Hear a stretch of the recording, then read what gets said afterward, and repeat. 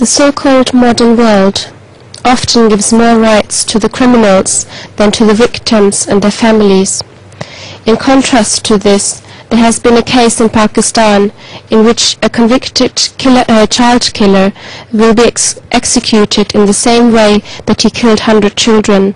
His body will be cut in 100 pieces and put in acid.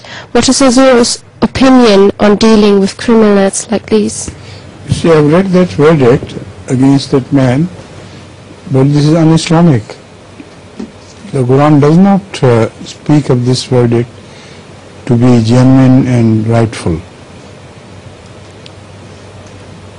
If you burn his body 100 times or dissolve it in acid, what difference does it make to the poor children who have been killed and destroyed? So the real punishment lies for him in the hereafter. In this world, whether you kill 1,000 men or 1,000,000 men, you can only be killed once. Like they say, Hitler during Nazi Germany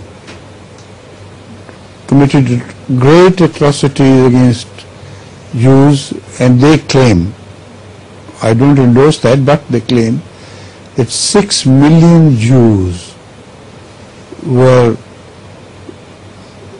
beastly killed and destroyed by the Nazi